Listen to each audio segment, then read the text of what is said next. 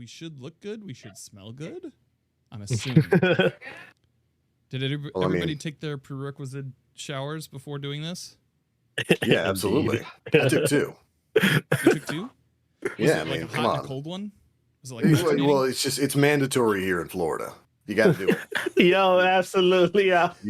You get them swamp balls. It gets bad. Florida man agrees right here. Your first shower, you get some Irish Spring, some Dr. Squatch, something to scrub away all of that Florida-ness off of you. And then you take one with Axe. So it's kind of like a layer on top of it. See, Indiana swamp. The Indiana swamp, we use some charcoal Dove soap up here. Ooh, charcoal soap is good. It is very good. It has no scent. It kind of scratches you, which I like. A little bit. Dan's into that a little bit. I mean, who's not into it a little bit? He's like a gentle dom. It's just hurt him a little. Just a little, man. Just a little bit. I get that. Yeah. Not for real. Don't hurt it. Let that be a lesson to you boys out there, by the way. Charcoal soap is phenomenal. You want to smell like a man and be clean? That's the way you roll. Also, take a cold shower. It's good for the immune system. Wakes you up, too. Good for your pores, too. Yeah. A lot of people Start hot, clean the pores, and cold close them up. Yeah. That's the strat. Yep. Hot, clean them out. Cold to close those things up so you don't get all that oil up in there. Yeah. Come out looking like you're a 16-year-old working at a pizza shop. Unless you are a 16-year-old working at a pizza shop, which is, it's honest work. It is honest work. Speaking, we've got our own 16-year-old at a pizza shop. His name is Nim. Yeah. You had to do it to him. Oh, I had to do it to him. Rest in peace, by the way, buddy. I saw that message. Got called into work at the last minute. Oh, dang. Ooh, I know that feel. Welcome, ladies and gentlemen, to episode 308 of the Planet Destiny podcast, your guide to this week in smelling good as a man, and also Destiny. We're back once again after a short break to talk about all the things going on in the Destiny world. We've got a bit of news to cover this week. It's been kind of an interesting couple of weeks. We had some stuff going on with Game Story, and we got some patch notes and little things like that. Looks like we have some exciting stuff coming next season. Joining us tonight, we've got some of the usual guys. The one, the only Mr. Dan Finity. Hello. Of course, I am... How you doing, buddy? You know what? Doing okay. Yeah? Doing all right? Not bad. I just realized, I introduced you, and then I was going to jump into introducing myself without actually asking how you are. You have, if you're looking for permission, you have it. But you had it before, so just go ahead. Well, I'm going to be kind. How's your week been? Boom. There you go. You know what? Yeah. It's my mama taught me, right? I asked you a question, I'm interrupting you, but my mama taught me, right? You know what? Used to it.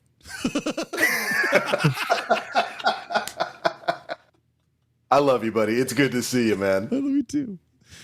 Of course, I am the Black Link, and joining us this week is a very special guest down here from my neck of the woods, actually here, a fellow Florida man, Ansonikage.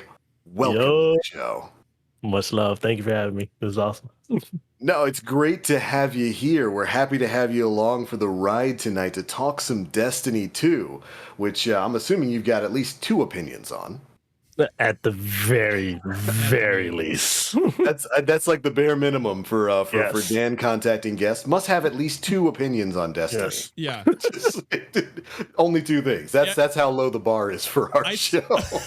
I start going on Twitter and I'm like, okay, so there's 1. And there's the prerequisite 2. All right, you're in. We got it.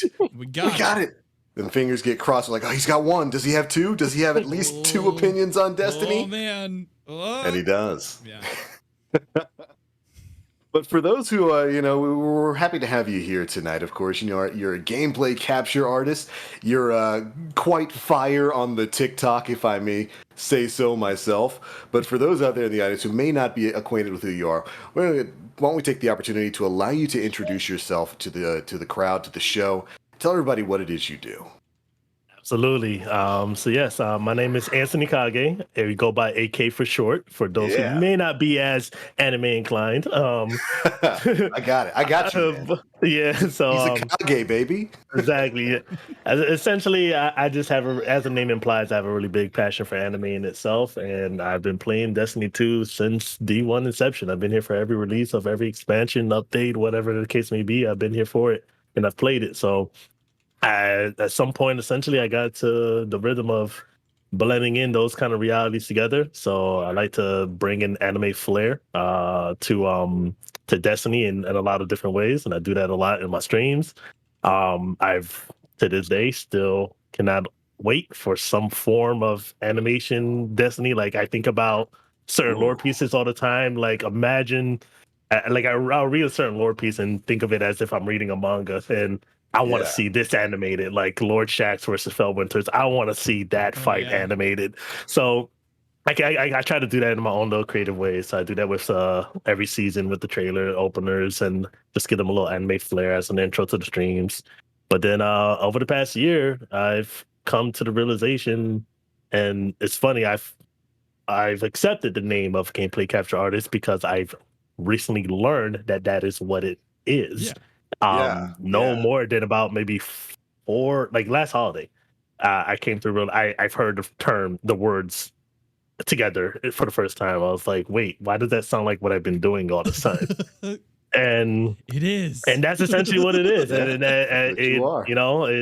I came to realize that I can create content in the game that I love to play to the degree that would make people smile, make people laugh. And by all means, I think if you are in a position to challenge yourself creatively and at the same time it makes people feel good, why not do it? And that's exactly what I've been doing. Right on, man. No, I think that's kind of a perfect introduction there, and we're gonna certainly, I'm gonna certainly ask some questions about that, how you got into a lot of that kind of stuff. But I think, you know, out there for the people who maybe not be as anime inclined, how did you get that name there, AK? Oh yeah. So Anthony is my name in Japanese. Anthony. Translated is Ansoni. And I just added Kage on the back portion of it simply because it's my favorite anime of all time. You know, it's very personal to me. The story, the character development, all of it is it hits very hard for me. And so Naruto and Naruto Shippuden has just been my favorite, no matter what new anime I come across that I love. And I could probably argue and respect other animes as maybe being the GOAT of all animes, but Naruto is always going to be my favorite just because it's that personal for me. So I literally just put the two together. And what's funny about when I did that, you know, when you type something in Google and maybe you misspelled it or it's a weird word and it'd be like, did you mean this or did you mean whatever? Yeah. When I first typed Anthony Kage in Google search, Google came back like, I have no idea what you're trying to say. And it had no, did you mean this or that? It just said zero. It literally was a blank page and just said zero. Like the internet doesn't understand what you're trying to say. And I was actually proud of that. I was like, yo, like, and sure enough, the algorithm. and sure enough, now you type Anthony Kage in Google, and there's not a single piece of thing that's not coming back that's not from me in one way or the other. So that's pretty awesome. And so and I don't know, just Anthony Kage, and just especially I love D Flawless. I love how he says he's like Anthony Kage. It just hits so hard and so well, and I absolutely love it. But I end up going by AK for short, because of D1 LFG's just the difficulty some people had with breaking down the name. Yeah. Mm-hmm. The absolute, now I get Anson a lot as the I gets dropped off, you know, is when it's Anthony, but I get that's a common mistake and I can get how that happens, so it doesn't bother me. Mm-hmm. But someone broke down the AN and then the SONIK and then the AGE, so it was Ansonikage, and that just destroyed my soul completely when I heard that. I was like, wow, what if, I mean, I get where you're going with that, but wow, like, I really want to know how your brain works. So yeah, I started promoting AK from there. Yeah. Just make it easy on the LFG boys. Just call me AK. That's it. And it's And stuck, and I Sonic like it. Age. Yeah, and Ansonikage. And I was like, oh my. That's incorrect. But yeah, so. Well, But yeah, right that's on, man. definitely the origin of the name. Yeah, okay, so you're a big fan of anime, of course. You know, the Naruto references are there. Mhm.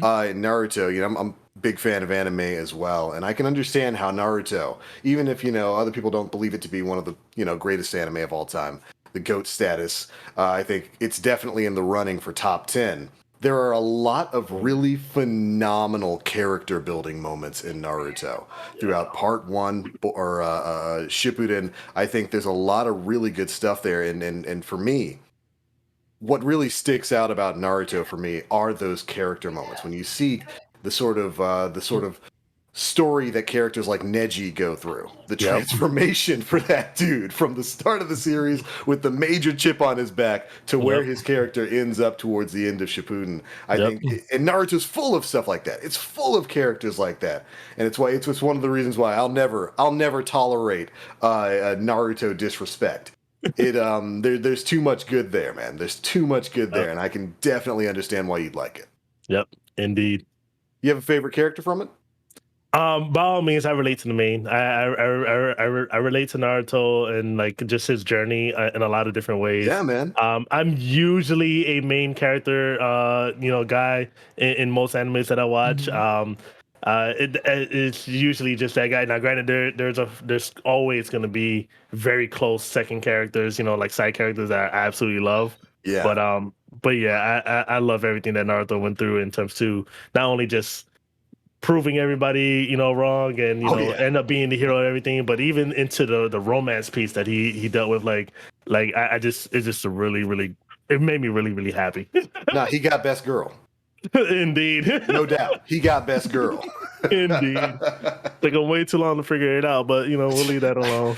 I mean, dude, she was putting out them signals for a while. It takes most dudes a long time to realize, she's right there. You know what?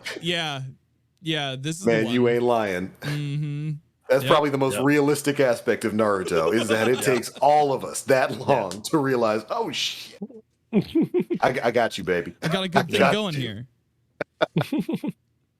Well, right on. Great stuff. Let's go ahead and dive on into some Destiny, though, because of course that is the game that kind of brought us all together here for this show tonight. AK, how did you get into Destiny? How did you get started with this franchise, man? So if I recall correctly, I was working at Apple at the time.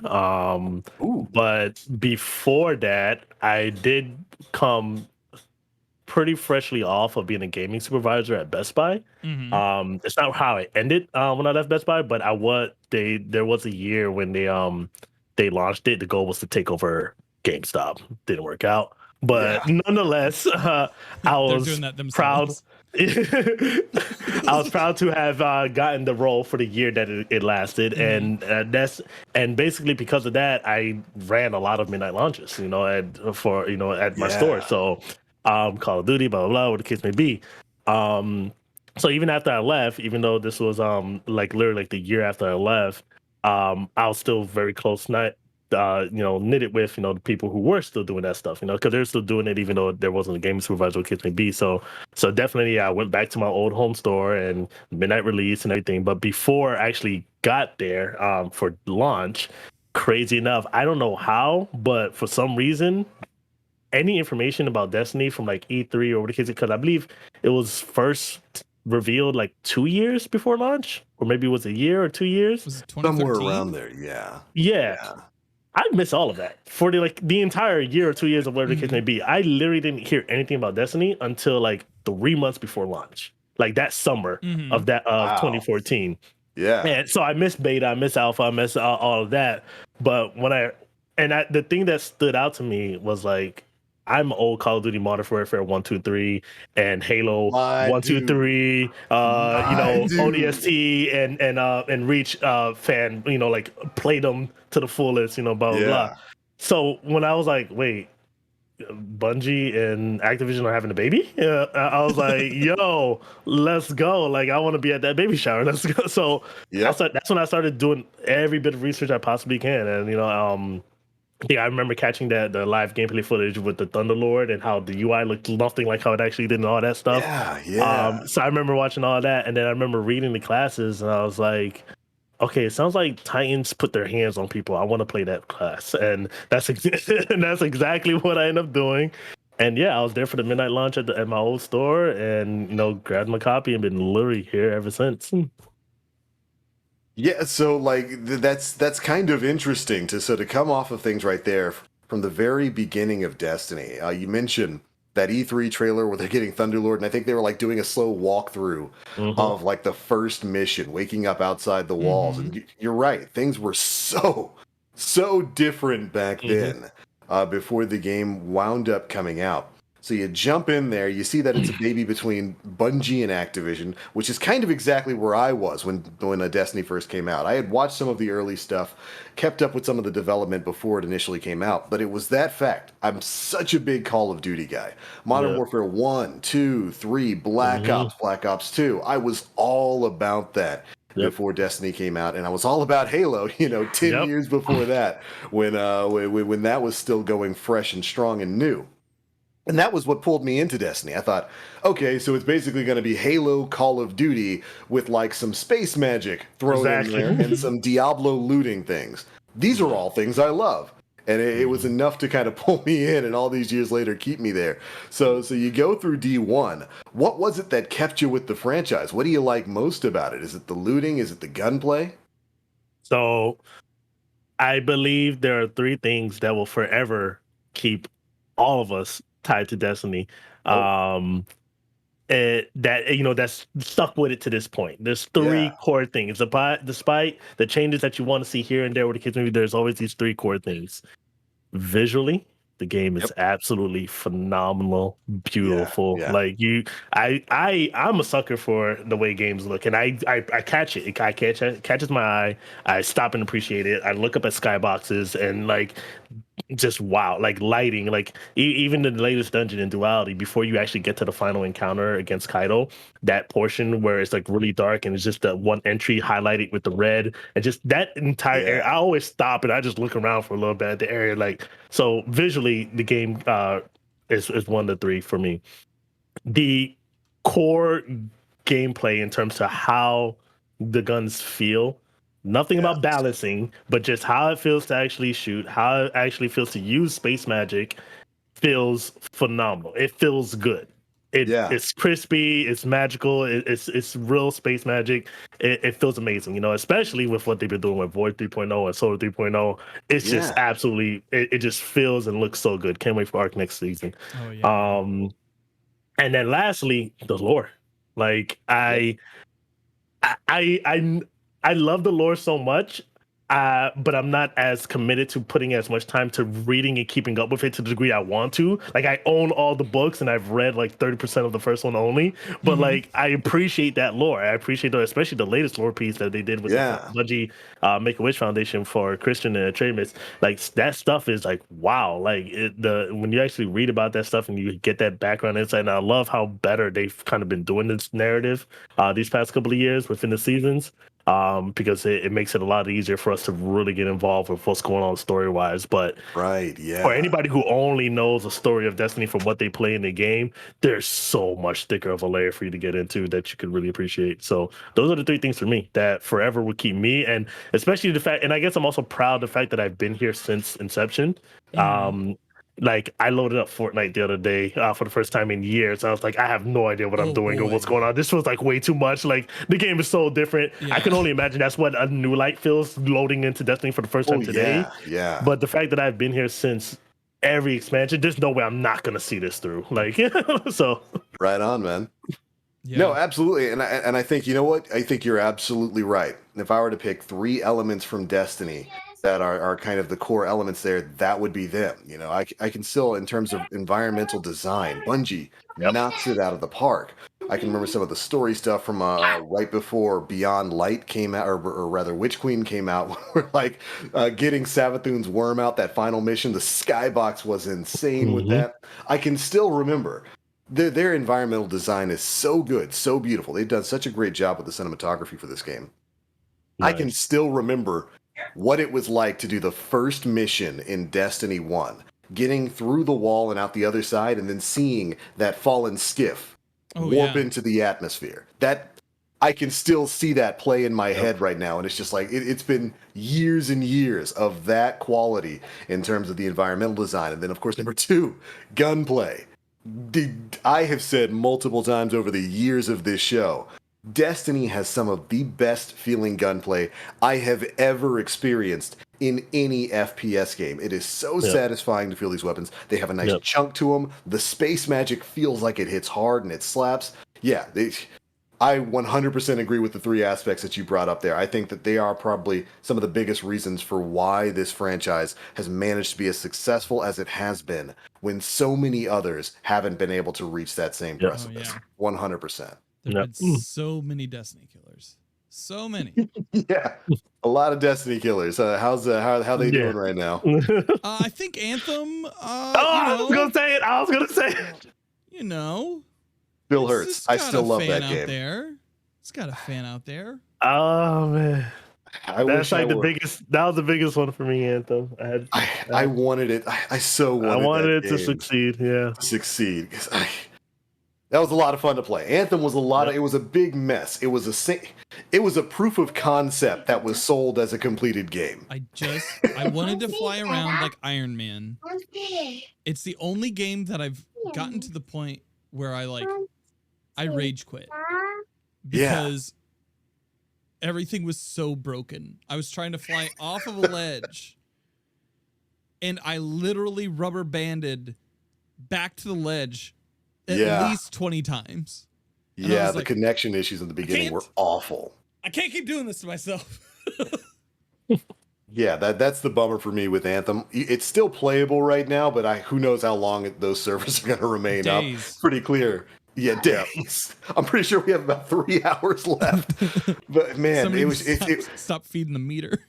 Yeah, it had such promise, and you could feel it. The core there, the bones were there to make something really unique and amazing.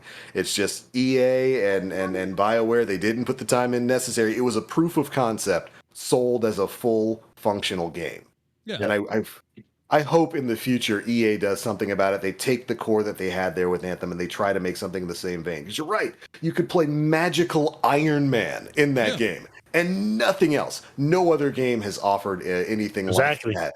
Exactly. I dearly, dearly miss it. Yeah. Oh, do I miss it? The thing that angered me the most, and it's weird that it angers me the most because it's such a little thing, but I believe that the little details have the biggest impact because they're the things that happen all the time. I think I played the entire campaign story looking exactly the same. I don't know. At the end, that bothered me. I was like, why did I never physically change appearance? Yeah, this is a looter. I don't. Yeah, so I don't know exactly. Like, where was the loot that made me like? I don't know. And to be fair to it, Anthem had its own customizable appearance sort of thing, but it was nowhere near what you'd expect from a looter, where you're looting hundreds upon hundreds of bits of gear. And you're right, you could go through the entire game, get to the end, do the Cataclysm in-game events when they drop those, and look the exact same, like, because the gear didn't really change the way you looked or anything like that. That was someday some millionaire or billionaire is gonna fund something with the engine stuff involved in Anthem, and we'll maybe get around to dealing with some real fire Iron Man gameplay.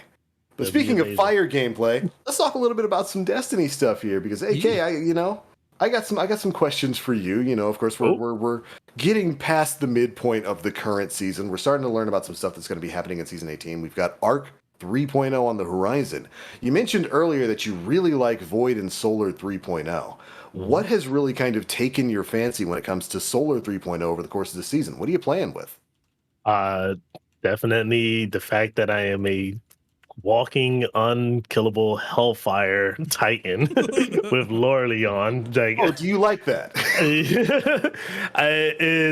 Is the ability to be a true super tank of just, walking through enemies easily. Like, like, oh, you're gonna hit me, that's fine, we'll see how that works out for you. Like it's just it's a way of playing the game, and an activity that has ads surrounding you and jumping you and responding in a way that you've never really been able to before. And I think that's what it is. Like, it's fun because I get to do something different now, what I'm saying? Like, I don't have to worry about cover so much, and just that feeling alone is amazing.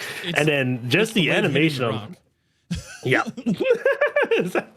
And just the animation of just the big, slam with the double hammers is just consecration. It's fun. Yeah, it's just it's been really phenomenal playing Titan.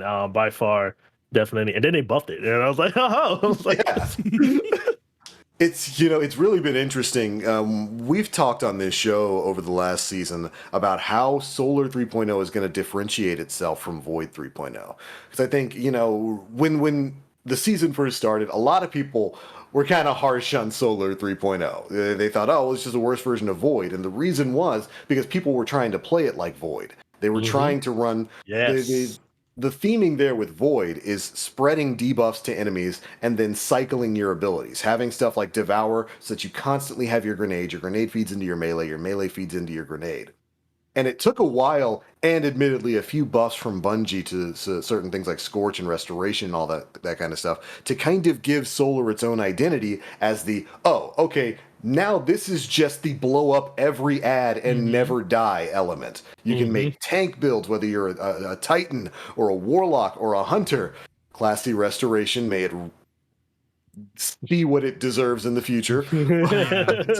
But I like now that we've moved on, we've had the chance to make some actual builds. Solar 3.0 really feels like its own thing. I see people running nothing but dedicated incinerate builds with stuff like the Callus mini tool and the side incandescent.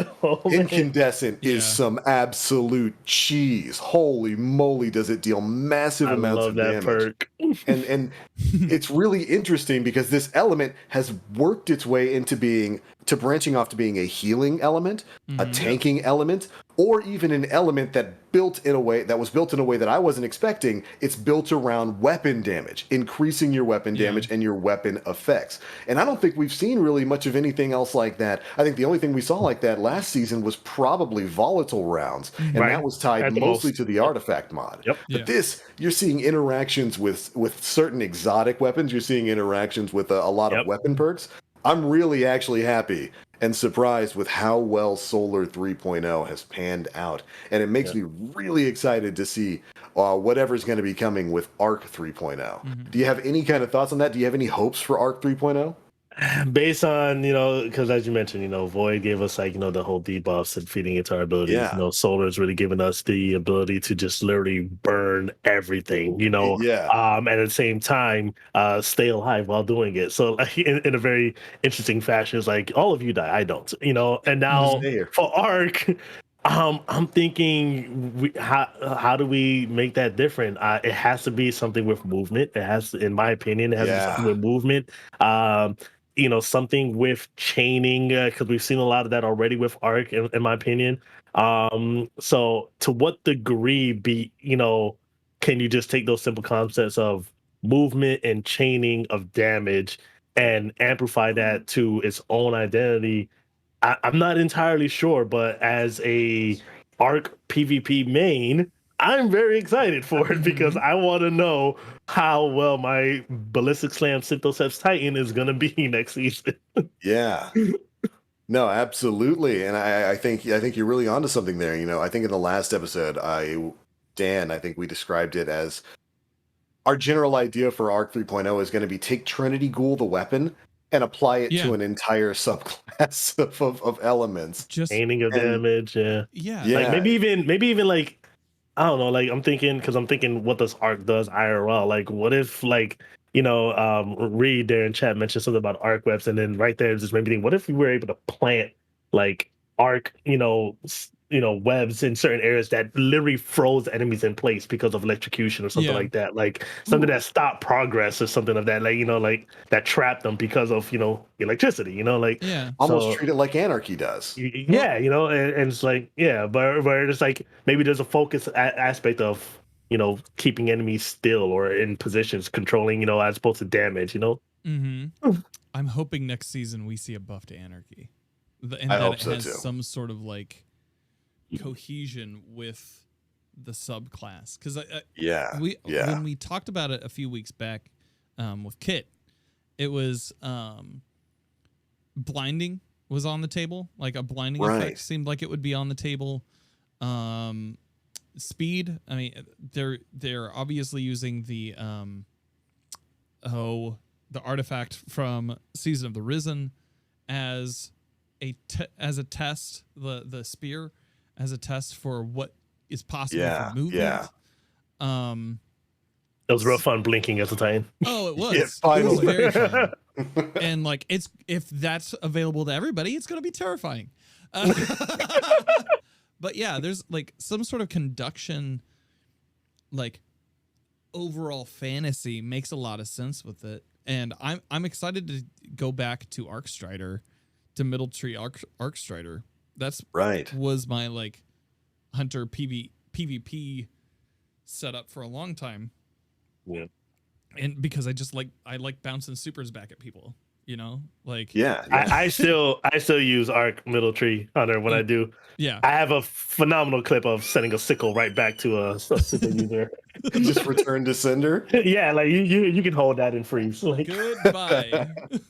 So, yeah, I'm excited to see what it'll do. I really want Anarchy. I want Anarchy to get a buff.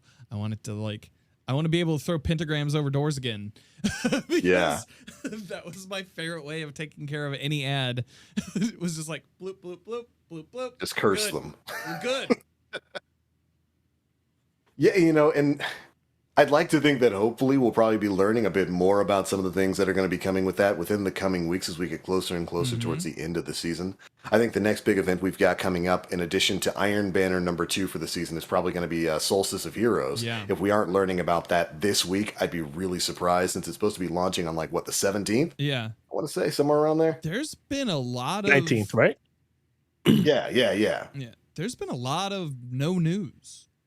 Like There's been, the TWABs have been fairly dry out there. The biggest news I want to say has been coming from the outside of Bungie, especially I'm looking at the comicbook.com, highly reputable source, comicbook.com. They have an article from the 8th by Tyler Fisher. Bungie job listing teases the future of Destiny. Let's see. Destiny stands at potential's precipice, reads the job listing. With an MMO game in the market since 2014 and new projects underway, Bungie is looking for a narrative director who can both incept and upgrade a cohesive vision of stories and characters that help expand our universe. This narrative director will oversee Destiny universe storytelling across multiple platforms, working with internal teams and external partners. In this role, you will align narrative leadership, firmly planting stakes in the ground for fans to enjoy for decades to come. Decades to come. Decades to come. Interesting. Them's a lot of years. And, this really ties in with the news reports we got a year or so ago, where Bungie was expanding its board and bringing in a bunch of individuals with a lot of media experience into the company. AK, you mentioned earlier that you'd love to see some kind of Destiny animation. It really looks like Bungie's moving in that direction. They're looking to they're looking to expand Destiny outside of just being a game into having its own graphic novels, comics, and potentially even some animated series going forward.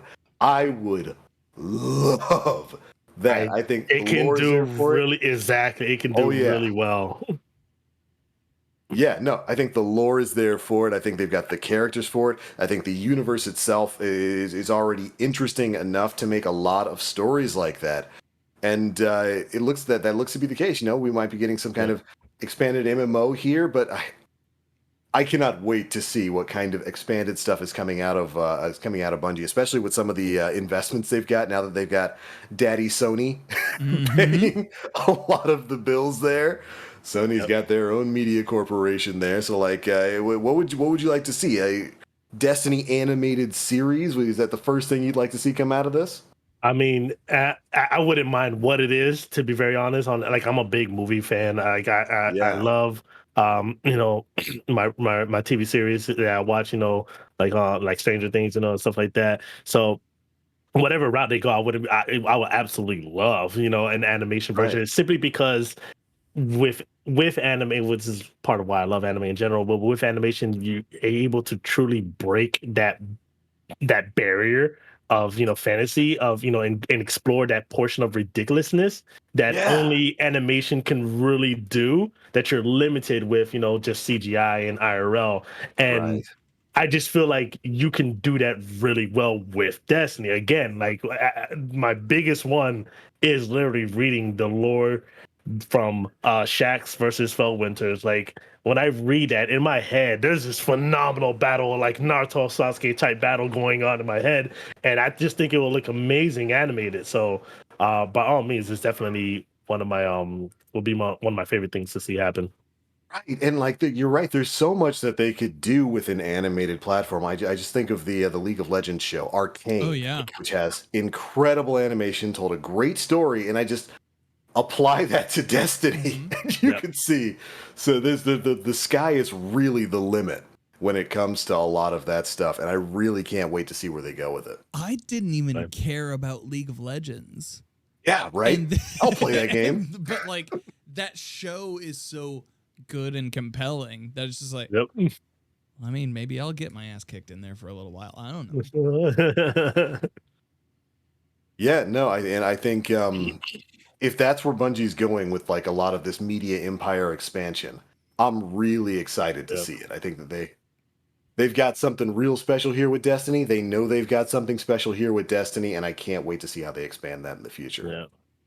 And not only with what has already been there narratively written for them to explore, but even on the game front, like I wouldn't mind a ODST, if you will, of Yeah, Destiny. Like, yeah, you know, where it's a single player focused campaign that has us exploring, you know, an Iron Lord or what have you, hmm the first Risen, focus on a particular Guardian story that we already know that's in there in lore, but we've right. never seen in game. And we just play out their story, like I think that can do really well as its own hmm like little spin-off thing, whatever. So they got a lot going on over there, and hopefully, I still have hopes that something like that is on the table. Yeah. Man, could you imagine seeing an animated retelling of the tale of the Iron Lords?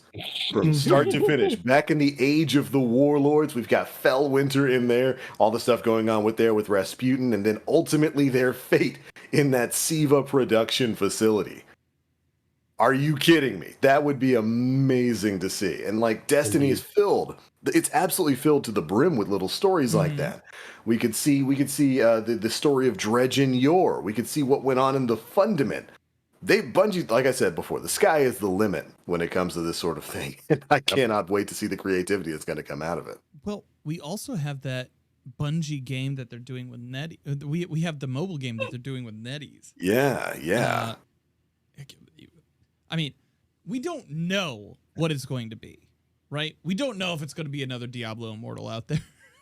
I We- mm. But we do know that they're going to be working with something like that. That kind of seems like it would be a good forum for that style of game, especially Yeah. like to break into the market of mobile first person shooting with like maybe a Destiny story, like self-contained story. Yeah. And then that's we been get a in de- Destiny gotcha game. They all turn into that. Every mobile game eventually becomes a gotcha. And I was going to say that's been in development for a while, hasn't it? Yeah. Because that investment came in like what 3-4 years ago? It came in close to when they went independent. I want to say that that's the money that they got that Yeah, pushed them yeah, over the edge to be yeah. like, all right, see you later, Activision. Hi, Activision. But like it, as far as we know, that deal has been in the works for a while, but it seems like development has ramped up on it. Yeah. And so it would be interesting to see what necessarily they're doing with it. I don't know, other than like I don't play a lot of mobile games other than like there's this block breaker game that I play, Okay. and it's literally just a ball and a paddle, and you're just breaking blocks as they come down at you, and you're just breaking them for. It's great. It's really dumb. If you want to waste time, that's the way to do it. If you want to waste time and avoid your loved ones, that is a way you can do that. And they will talk to you about it over Thanksgiving. Not speaking from experience at all. We've all had that conversation, Dan. Put the phone down. But yeah, that was a while ago that they mentioned that they were going to be working on that sort of thing. And I do wonder when we're going to see something of it, because it's correct me if I'm wrong, but that's part of the thing that Christopher Barrett went off to go head up, right? Well, I thought Christopher Barrett went off because there's several different projects going on at Bungie right now. Yeah, right? They're doing a lot of stuff. So like, I believe they talked about when Destiny launched, they had 400 employees, and now they have something close to 12. Yeah. Or 1,200, which is insane. And I believe Christopher Barrett is working on another full-fledged Bungie release. Okay. Like whatever game is going to be also in the in their wheelhouse, that he's also working with that one. And heading that one up. When it comes to the mobile game, I have no idea who's in charge of that. Right. But it's it's a consideration. It's definitely a part of their development overall. Let me see. Talk amongst yourselves. Hold on. Well, it'll be interesting to see when we finally get some information about that. What exactly is going to be going on with it? Because you're right, they've got multiple streams of development happening there at Bungie, and it's going to be weird to think that they're going to be putting out more than just Destiny 2 content, which is what they've been doing for the past 3-4 years now. Yeah, we'll have to see. But steering things back to the D2 of today. Of course, as we get on with the season, we had another, I think probably one of the last big story missions over the course of this season's story. AK, what do you think about the story that they're telling this season with the Sever missions and all of that kind of stuff? How have you been enjoying it? Definitely enjoying it. Destiny was like, this season we're going to explore grief and sorrow and pain and trauma, and Destiny players like, I want to play D2, but like, is so. I believe that spooky Destiny is best Destiny. Okay. First and foremost, it's something about just the spooky element. Like when we had got to one specific encounter with, if we remember, when we had got the 0 hour. Yeah. The amount of fear that everyone had with Trevor, that encounter alone, just I don't know, it's anything that drives fear in terms of the gameplay and that's within the game. It's just always amazing to me for whatever in Destiny. And then we had the Glycon, and that was phenomenal. I was like, yo, this is what Destiny needs to have more of. And then this season came along, and that's exactly what it was. It was that spooky Destiny again. So right off the bat, and for me, again, in my head, I'm very theatrical. I'm very cinematic with it. So when I played the story missions, like on launch day, when I played first story mission, I'm walking around as if there's a director behind me that told me action, and I'm walking around with the intent of like I'm in the middle of a movie scene right now. That's how I played it, and sure enough, that's what drove some of these spook moments for me. Like just the bodies dropping, and it was crazy too. Like the part where we actually jumped up on top of the ledge there, and then there was one of the Cabal dogs that ran across. I happened to perfectly pan the camera right before that dog ran by, and I had no idea what it was in the moment, and it freaked me out. I was just like, oh! I absolutely love this concept of the Destiny story. Now, once we really got into it in terms to just actually what the story was actually about, and obviously we've come to the climax of it all, I can't help but this is all really this is probably the biggest, in my opinion, dig at what is to come for Lightfall. That's what this storytelling overall has really come to is what I'm getting a lot of it. Like this is really setting up Lightfall. more than anything else so far, in my opinion. Yeah. It wouldn't surprise me if next season we went to go back to Europa and Aramis was thawed. She finally thawed out. The Fallen got the hairdryer out and just finally thawed her out, you know, and she were to try to claim Use this primitive technology. Yeah. right. But it wouldn't surprise me if she were to be the next big bad, because it seems like the Witness is trying to assemble, or starting to assemble, a Legion of Doom of baddies that we've played before. And it makes sense development wise, because then they don't have to like really develop too many new enemies for us. But it also, They're all under a banner, yeah, thematically would make sense as well. I'm just like, I wouldn't be surprised about that. The past 7 weeks story in Destiny has been really cool. I was a little disappointed with the final mission. Not story wise. It was more mechanic on the rails type feeling. Which we've had before in Destiny 2, and it's always been like, it didn't really feel like there was any stakes, and it did feel like it was kicking the can down the road a little bit. To be honest, I had that feeling with every Sever mission, because and the big reason why is because you introduced to me, in my opinion, how every single mission should be, and that is Witch Queen Legend campaign type. Yep. Every mission should have the option of a legend mode. Yep. That puts you under power, that scales the enemy's health bars higher for every extra fireteam member you have in you, Monster Hunter.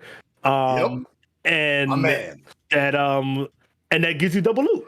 Like the option should just be there. That should be the standard going forward. And I hope at some point that they do that. Like the traditional format, leave it there for players who want an easy breezy time, or they don't want to stress out over it.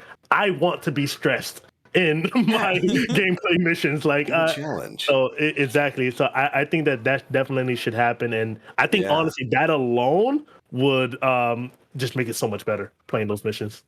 No, completely agree. One, I'm gonna go play some Monster Hunter Rise as soon as we finish the show. But two, you're right, and that's something we've brought up here on this show in previous episodes. They introduced a phenomenal difficulty scaling system with the Legendary campaign. And that should absolutely, absolutely, absolutely be the standard they use when it comes to whether it's expansion story missions or even seasonal story missions. I think there absolutely should have been a Legendary type difficulty for the Sever missions and the stuff that we were going on there, that just, it doubles up the drops but gives you that same level of difficulty scaling, maybe a few additional champions and all that kind of stuff. But it works so well in the campaign. I don't know why they wouldn't add it to absolutely every bit of story they're doing now. Yeah, I can only assume that that was the test, if you will. Even though I feel like they knew that was going to work, but at the same time, too tight of a time frame to translate that directly into the very next season. That's at least just me thinking, okay, what could be the logical silver lining reasoning to why it's not here yet? I'm hoping at least by Lightfall that every season has that level of difficulty, even if they are shorter missions. Mm-hmm. As is the case all the time in Destiny, New Cool Thing was a beta test, and we were beta testers.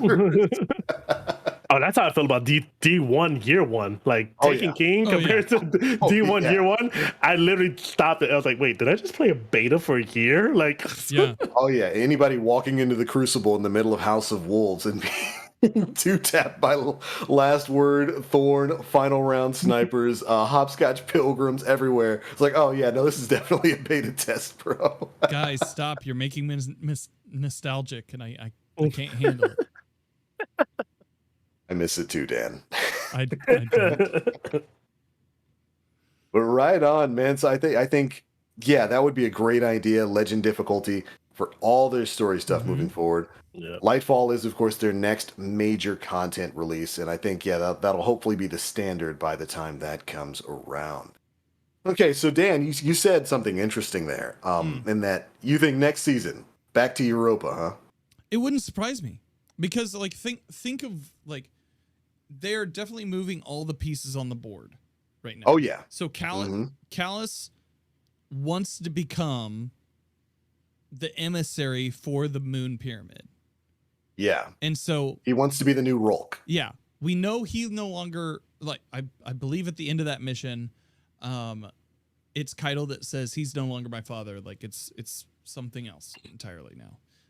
That transition, we're witnessing a transition from a being into what the emissary Something is, different. right? Yeah. And so it wouldn't surprise me if we saw Aramis, who already had a taste of the power and is also known as a ship stealer. She is. That's what she do. Yeah, that's all she does, man. I was talking about this on stream the other day, and someone goes, "Yeah, somebody's got to steal the helm eventually." And it's like, "Oh shit, you're right."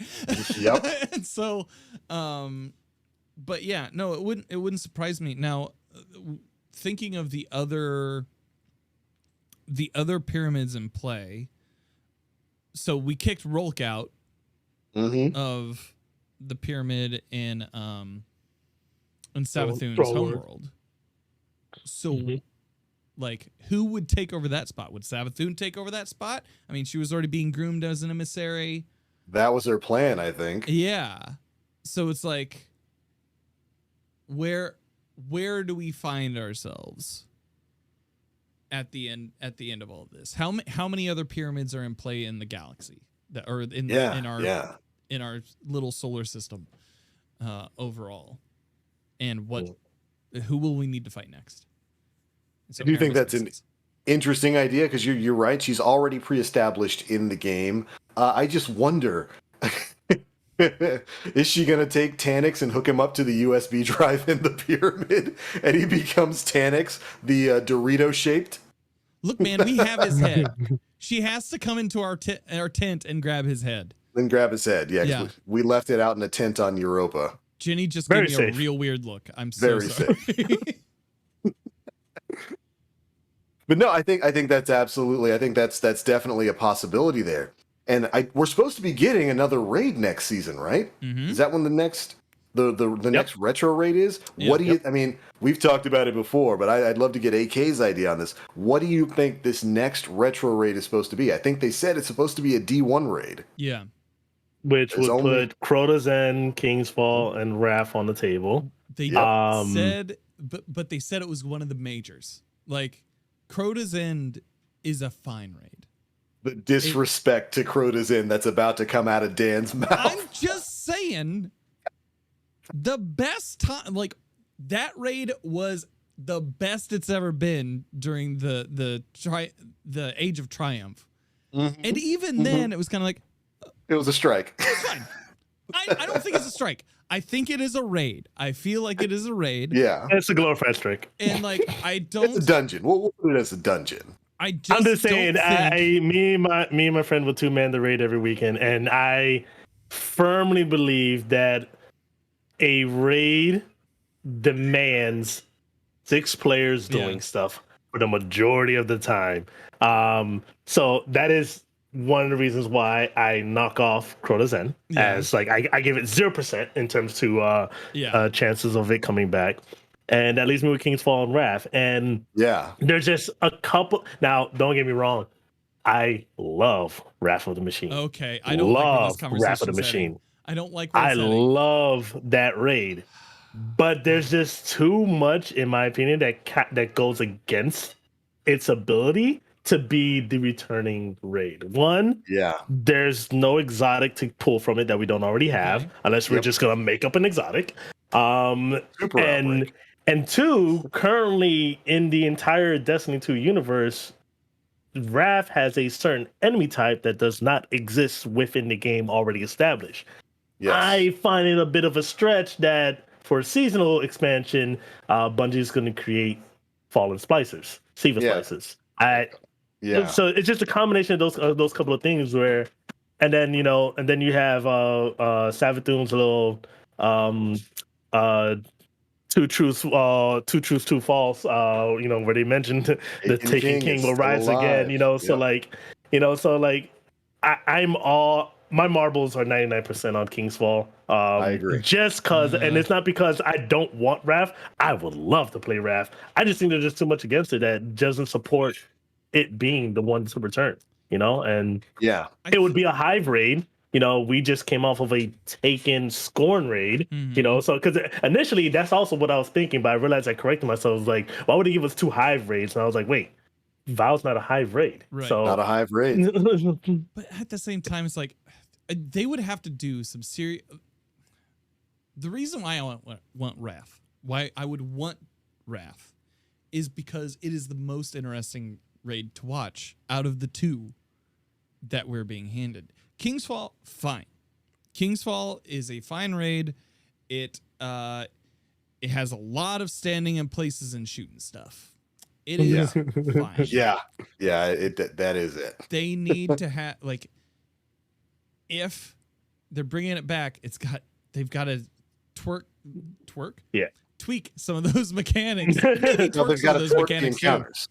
No, we're sticking with the first one. They got to twerk some of those encounters, man. The thing that really pushed Wrath into my mind is because of how we have a lot of the same mechanics now in game that we had in Wrath. And those feel like they would be harder to ingrain into the system than enemy types, because you can reskin Fallen to act however you want, right?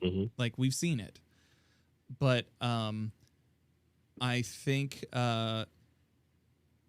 mechanically we have everything here for a Wrath of the Machine, and that's what I kind of what I would want to see. Yeah. I agree with the wanting. Yeah, 100%. I just can't convince myself that based on everything else that it would be. I think they also kind of go for like palette cleansers, or at least they did with Vault.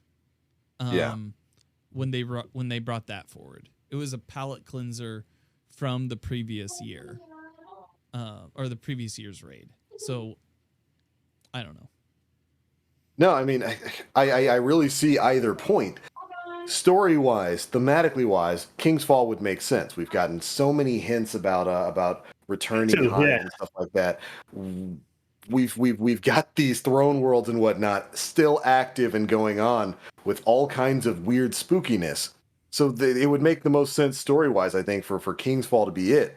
But man, Dan, you're absolutely right in that a lot of the game elements that were introduced in Wrath are in the game right now and are seeing recent use. I mean, even so much as getting the big wrench in current story missions is straight up the Death Zamboni carrying stuff thing from Wrath of the Machine. And I could really see them bringing that back and incorporating some of the old Black Armory weapons and stuff as rewards from it and tying that in with that. Honestly, I could go with either one. I would love to see either of those raids come back. 100% same. Man, yeah, but I do wonder. I wouldn't be disappointed. It was Wrath. Exactly. I wouldn't be disappointed either way. This is just me. If I got to make my bet, my gamble is going to be here. It's going to be dick walls and taking bombs. God, I hope they mix up the dick wall. Oh, they're gonna change something. I hope it's just like all the dicks come out at once or something like that. The first time, like the first time. I'm just gonna stun dash past this wall, because there's gonna be that one jerk in your fire team who's speed running everything, speed runs the jumping puzzle, and gets over there and thinks I'm just gonna be ahead of everybody, and all of them come out and just launch him, eager edging everything and everyone around him. Acting very nonchalant about the whole deal, and then all of a sudden, just bloop. They put tracking on them, so it just twists around and follows you like Ultramado's arms. The dick walls can twist now. It's curved. If that happens, consult a doctor. I'm just saying. Unless you're Hive, in which case. It's funny. This has nothing to do with anything, but like, given that when they brought Vogue back, they brought it back mostly as kind of a one-to-one thing. Like a lot of things you could do in Vogue and D1, you could do in Vogue and D2.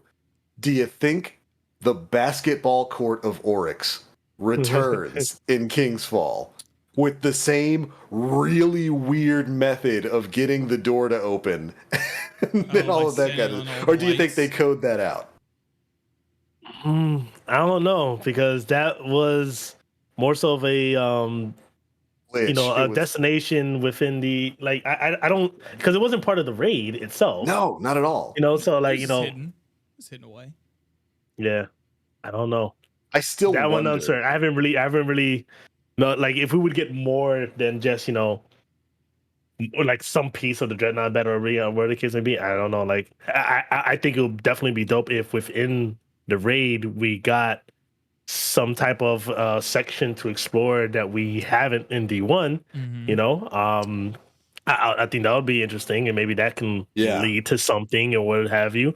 And this is also part of the reason, because it was mentioned in chat as well. Is like, I think that's Bungie learns from things that they do, and the way they just dropped Vogue in with like no place, I feel like King's Fall would drop in with more sense. So like, but at the same time, adding something that wasn't there before, I think could be really hype. That's tied into what's going on. Yeah. So hear me out here, okay? All ears. Just close your eyes. Go on this journey with me, okay? So you stand on all the spines, and all the lights light up, and the basketball court opens. Correct? So you hop in to the basketball court, and you see a thrall, and the thrall is it's emanating just like waves of energy off of its body, right? I see it. So you kill that thrall, all right? And a ball drops. Okay? So a ball drops from the thrall. So you're like, oh, I know what I need to do. I need to put that ball in that basket. But guess what? 6 tall fucking knights walk out. It's the Monstars versus Guardians. Oh my god, baby! Oh no! You're gonna 1v1 the Monstars, we're and you'll space jamming, always baby. lose. You're Danny DeVito. You're gonna 1v1 them, and you'll always lose. Greatest crossover ever. Getting styled on by some ballin' knights. Beautiful. Oh man, I need to see that art of the week. A knight just straight up dunking on a guardian. Like, someone please, just styling all over a guardian. It was very theater of the mind. I just wanted to take you there with me, and I'm glad that you shared in this journey with me. Thank you. Thank you for sharing that experience with the rest of us, Dan. Yes. I very much appreciate it. Thank you. But yeah, I think there's a lot of interesting stuff that they could do there with returning these raids. I do believe it's going to be King's Fall. It's probably going to be linked somehow to Savathun's Throne World. We'll probably be starting the raid off there and warping into that first section of where King's Fall really began. But I am very interested in seeing what they're going to do with that, what kind of exotic they're going to bring back, whether it's going to be Touch of Malice, the Necrochasm, or something new. I think it's going to be really exciting to see how exactly they're going to handle that and the kind of how they're going to implement the story of what's going on there. Are we just going to be killing Oryx again, or is it going to be something else? Yeah, I given what's happened in Witch Queen, I feel like you have an opportunity to more purposely tie in its existence, as opposed to how Vogue kind of happened. Separate kind of thing. Yeah, so like, I can't wait. Yeah. It's going to be cool stuff, and I cannot wait to learn more about it as we get closer and closer to Season 18. But all right, Dan, do you have any more questions for our guests, or is there any other news we need to talk about for the week? Like, other than the Bungie Foundation charity event, like, yes. if you are able to give, Bungie is currently running a charity fundraiser with several people who have been former guests on the Yeah. podcast as featured streamers, such as Pidge, and like, go and check them out. It's all the money's going to a good cause. This is from this past week's TWAB, where they're starting the Bungie Day Giving Festival. Your support will help ensure that we can continue doing meaningful work across our 3 charitable pillars: children's health and well-being, humanitarian aid, and inclusion, diversity, and equity. When the Bungie community joins together in solidarity, we can continue making our world better, brighter, and more helpful. Just like you helped us do with for Make-A-Wish kid Christian. Born with a rare genetic disorder, Christian spent much of his childhood in and out of the hospital. And after receiving a kidney transplant, Christian's road to recovery was long and arduous. He made it through with the help of his dog, Artemis, and through his Destiny community. For his wish, Christian asked to have his character and Artemis immortalized in his favorite game, and that's exactly what we did. If you haven't already, head to the Eververse to purchase Christian's emote, the loyal companion, available through the end of Season 17. You can also find the bespoke lore that weaves his Destiny character Prime 40 and his dog Artemis in the game forever. That's awesome. Yeah. It's really amazing story there. Yeah. It's really cool. I believe they're aiming at raising $1 million during this rush, and it goes through the 20th of July. So if you're able to give, do so. I know it's like bringing real life into your video games and stuff. It's real fucking weird out there right now. And like everything that we can do to make the world a little bit better place is worthwhile. So this is an effort to do that. So go give if you can. Right on. Yeah. So we have not only that,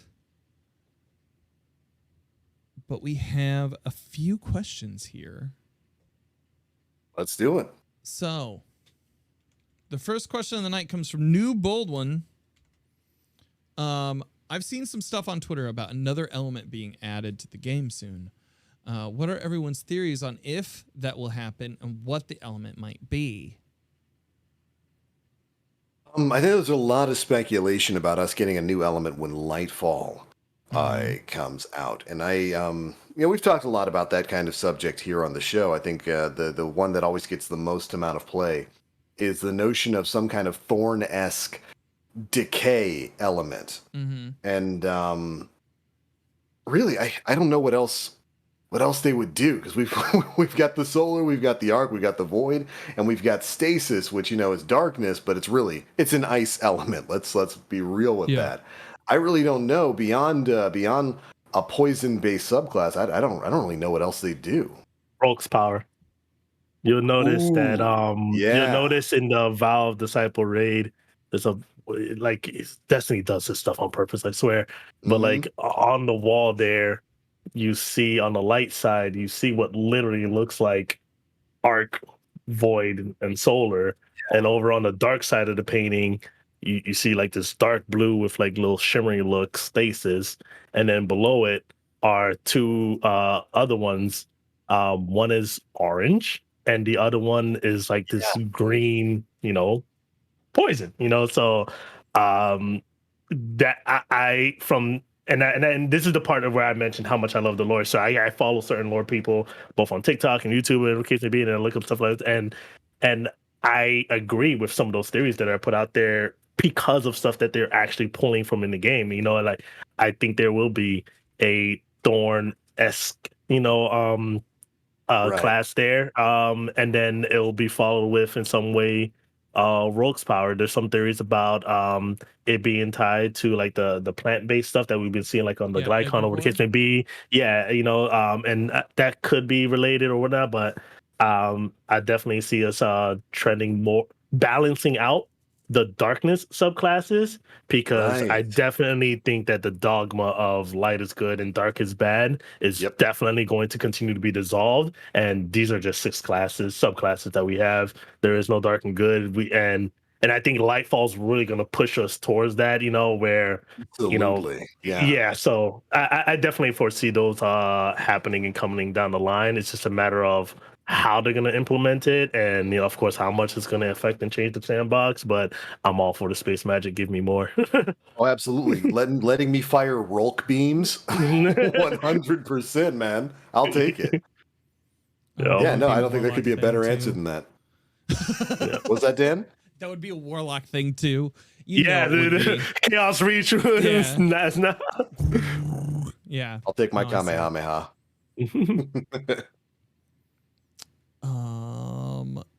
Yeah, I mean, there was a recent article I think Paul Tossi put out about the egregore thing or speculation, and I mean that would be fine. I can't think of like what another darkness subclass would be. Rolk makes sense. Yeah, because like you have that the ship that the stranger came in, or no, the ziggurat that came down on Europa shares the same animation sequence as a lot of his attacks, so like that would make a lot of sense. Yeah, that'd be very cool. Attacking using geometry and math. Yeah. We still got to find out what the guppies are, man. We still have to find out what Elsie's guppy is. No, Bungie said forget about that. Don't worry about it. No.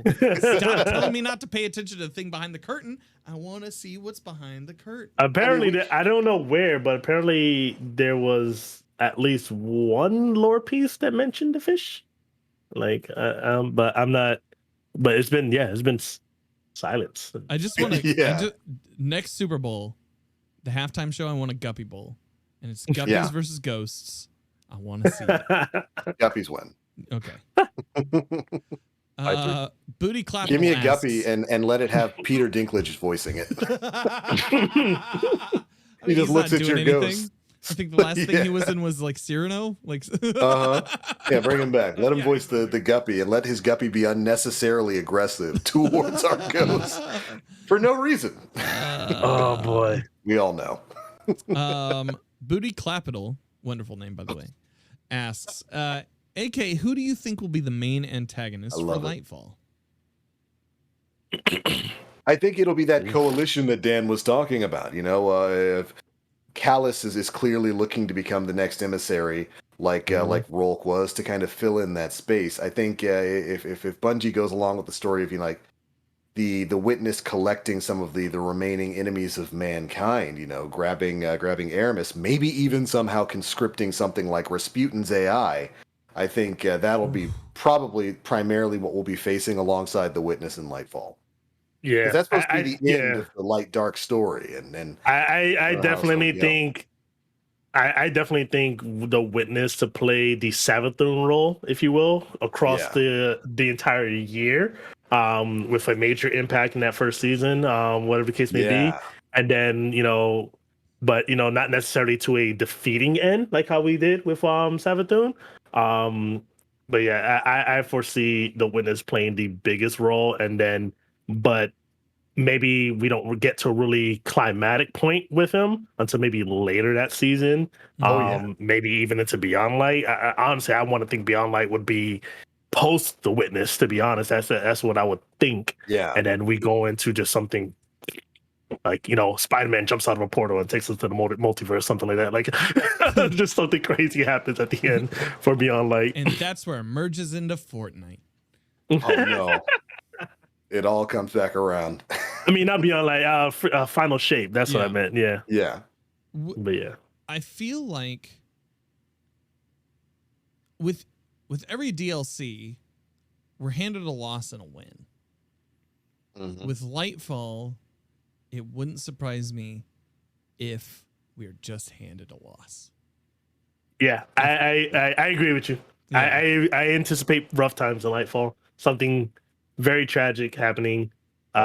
Lassity involved in some way. I expect very harsh times. Mm-hmm. We're all gonna get nerfed. Yeah, we're gonna catch now. We're catching some kind of L. Well, it's like it's the hero's journey, right? It's the way that you tell a story all the way through. Like, your hero can't win all the time, or else what is your hero? Your hero is only as good as the villain, right? Your hero is only as good as your villain. Yes. And your villain, like, if we're handing L's to the darkness all the time, you can bet your ass we're probably going to have our ass handed to us very soon. And so prepare. I would anticipate a year of just like, fuck. Just not letting up. So yeah, agreed. And look forward to it. Yeah. SS Bats asks, will Zavala be the main important vanguard of Lightfall, a la Ikora for Witch Queen and Cade for Forsaken? I mean, that would make the most. That's very interesting, really worded. Yeah, I never even kind of thought about that, but yeah, like in those essentially. Now, granted, we had Shadowkeep in between that, but I mean, I do fear.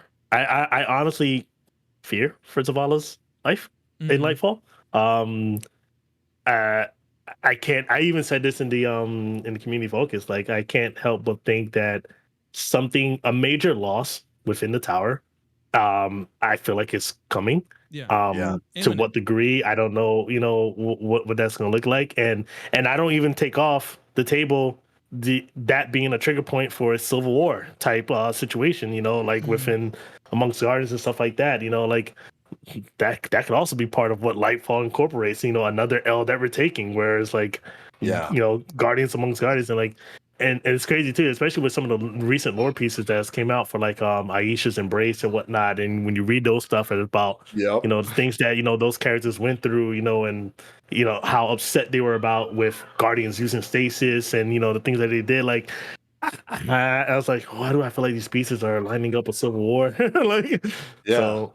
And then as far as Zavala for Lightfall, yeah, it could be. And you know, I honestly, now granted, I used to think if it wasn't for, because some people hate on Zavala for this, Zavala is who he is for a purpose. He's not there for us. He's there for the last city, the people who can't do nothing about it. You know, like, and he plays his role. And if it wasn't for him being there, helmed head at the tower, the city wouldn't be safe. I feel like fell apart. You know, fell apart a long time exactly ago. Like, so now, granted, we've made a lot of allies since then. You know, that were enemies, or the case may be, but yeah. No, I think Bungie's been doing way too good of a job of deconstructing and explaining Zavala's character for something to not be coming with him in the near future. I mean, this season... We're going to make you fall in love a little bit more with this guy. This season, we learned about his wife, his adopted kid, and these last couple of expansions. What has the story been? Shaking your faith in the Traveler. None more so than Commander Zavala. We had that come to a pivotal head in the Witch Queen storyline, where you learn that the Traveler gave Savathun the light of its own free volition, and how much that screws with Zavala and his dogma. There's a great moment in Zavala's Sever mission where Sophia talks about his never-ending service to his god, and you see him snap back, "The Traveler is not my god." Could you imagine Zavala in D1 saying that? Because that's exactly how he's treated. It's exactly how he's treated the Traveler for the entirety of this franchise. He is one of the most dogmatic when it comes to honoring the light, believing in the Traveler, no questions asked. And that has been getting deconstructed piece by piece over the last few years. Something's coming with your boy Big Z. I hope he survives, but something's coming, and they've been putting way too much narrative focus on him for that not to be the case. I 100% agree. Yeah. Yeah, I don't know. I just think something is coming down the line. He's almost made a peace with himself. Following and his immortality. Yeah.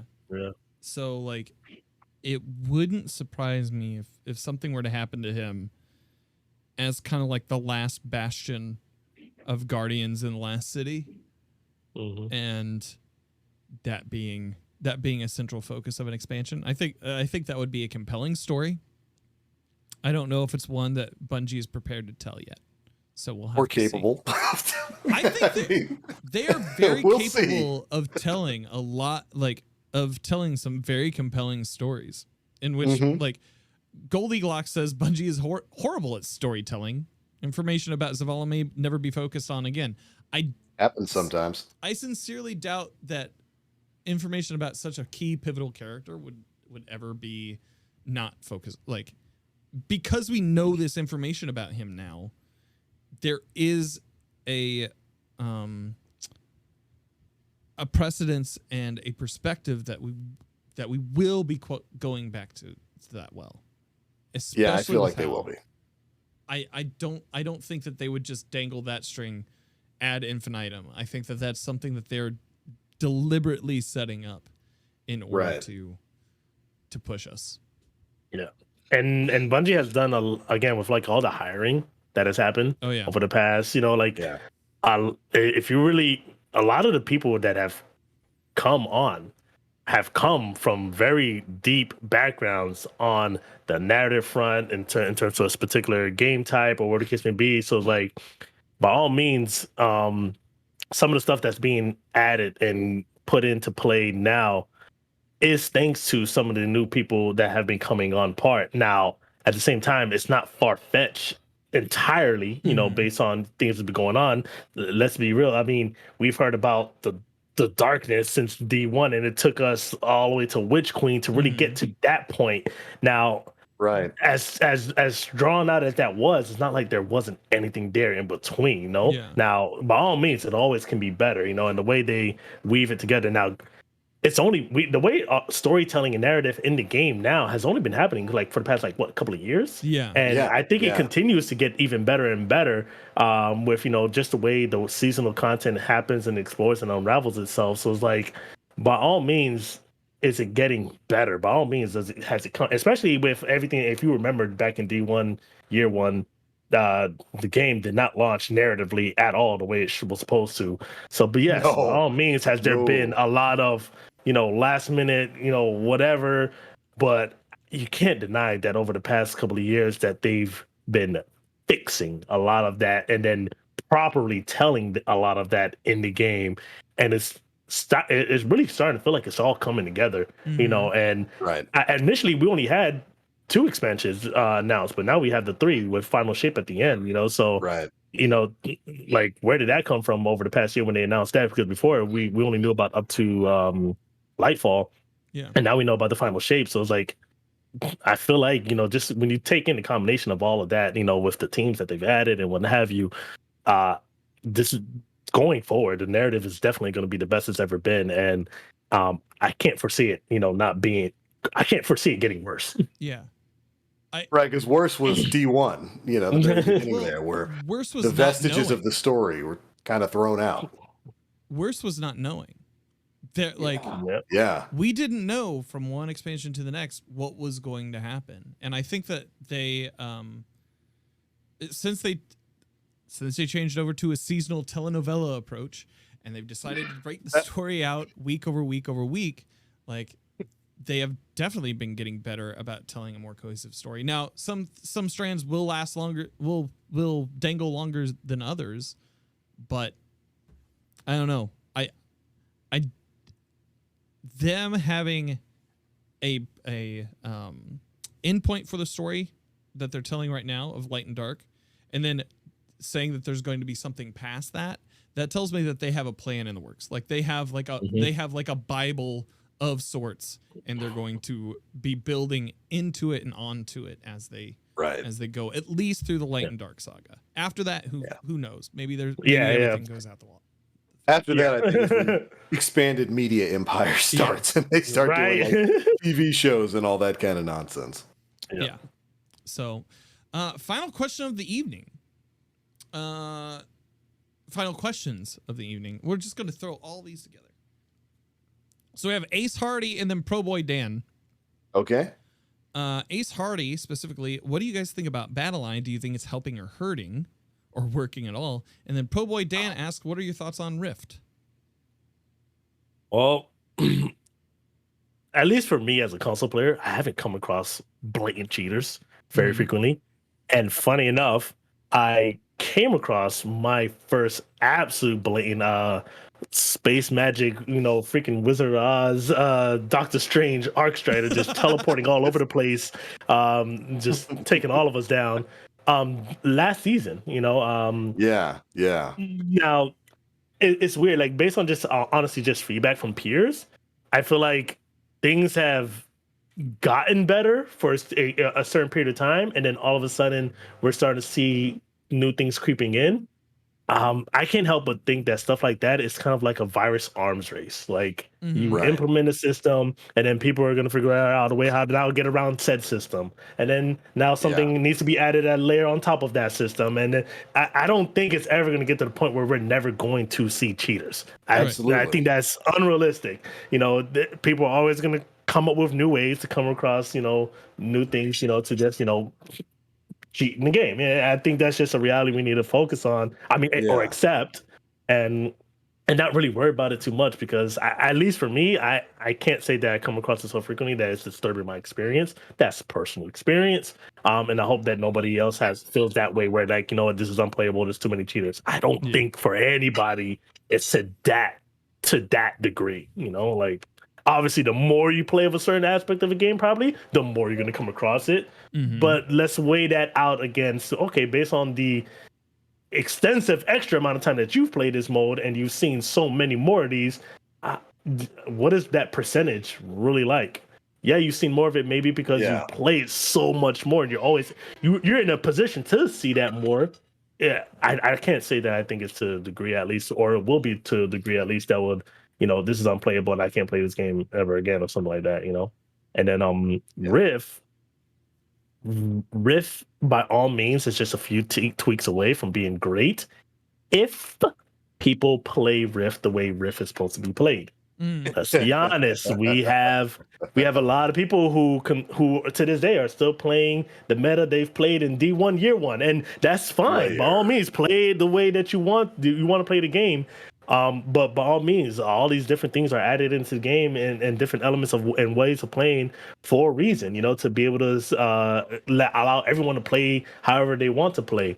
Yeah. And Rift is a game mode that honestly commands that you and your team play it in a very particular way in order to make it enjoyable and make it fun. And it's very easy for that to not happen, especially with, people who've never played Rift in the past, or what have you. Like something as simple as everyone going for a res, it can be a big difference. But so I definitely agree that it's a mode that is going to come across, because of matchmaking, is going to come across, matches that don't go the way that you particularly would want to.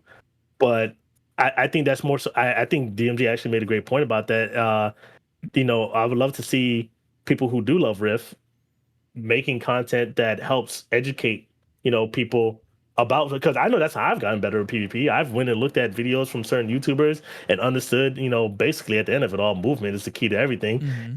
Because of teaching content that I went out and found. Rift can very well, stuff like that for Rift can definitely be created. And the more that people actually absorb that and accept that. Now, at the end of the day, some people will hate Rift no matter what. Yep. That's fine too.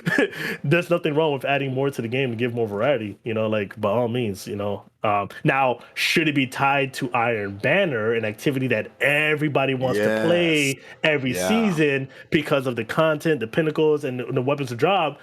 I can definitely see the anger within that piece, where you're forcing me to pay Rift, but at the same time, I'm playing devil's advocate here. How else is Bungie supposed to properly get the feedback if it's not tied to something that the majority of the player base is going to play? So I think Bungie's not afraid of the feedback, and I think they made the decision to make it incorporated into Iron Banner, because otherwise I think it probably would just die if it was just here's a node over in the corner that everyone's just going to ignore, or the majority of the fan base is going to ignore. The fact that they've incorporated, that's exactly. I went top left for a reason. Like that's exactly what I was. But I got you, man. So I think that's, at least in my opinion, that's the reason why it's incorporated with Iron Banner, is so that they were able to get that feedback for good, bad, or indifferent, to potentially figure it out. And hopefully they do figure it out. And but I definitely would say that whether they mix it up where it's probably not every season, the whole season, like maybe it should be one. The first go around is Rift, the second one then it's a Clash, or like mixed up a bit. But at the same time, I can't help but just reason and understand that it's tied to Iron Banner in order for them to get the feedback. And while a lot of people may hate it now in the moment, let us know that you hate it. Let us know what will make it better for you to hate it less. You know, at least that's just me thinking. You know, why? No, I agree. I think that's absolutely the reason why they put Rift into Iron Banner. It was, like I said before, we're the beta testers. It was to beta test the game mode. Yeah, it's get the engagement. That's where people are going to be spending their time, and see how exactly it plays, see what they need to tweak with it, and see what they need to fix. Now, whether or not Rift should be Iron Banner this next time around, I don't necessarily think it should be, because I don't really think it worked great the first time around there. The problem, and especially for everybody who already got their seal the first time around, like game mode, not everybody plays the objective. Some people just want to go play Clash. Yep. Look, man, supremacy. That's where I'm at. Yeah. Oh. Bring back supremacy for Iron Banner. I agree with that. Yep. Yeah. I agree with that. Supremacy. That'll be fun. But yeah, no, good stuff there. As for the battle eye cheating thing, well, cheating, like you said, it's always going to exist. It's a game of cat and mouse. They'll always be trying to stamp down new ones. I definitely don't see the same amount of cheating on PC that I was before. I haven't run into the the rare flying hunter with unlimited rapid fire ward recoil. That guy. Haven't run into him for a while, or the see-through walls auto headshot sniper kid anymore. But it still exists. I have seen it a bit in trials, but nowhere near the level it was before they started rapidly going against a lot of this anti-cheat stuff. And you know what? A big ass, $13 million lawsuit will do that. Yeah. Oh, dude. To say Bungie isn't trying to take any action against cheating, is inaccurate. That's there's $13 million that says different. Oh shit, dude. There was that, and then there was the that came around like a week before the lawsuit against the kid who was doing all the DMCA strikes on YouTube. Guy. Yeah. Oof. Dude, that reads like a Coen Brothers movie.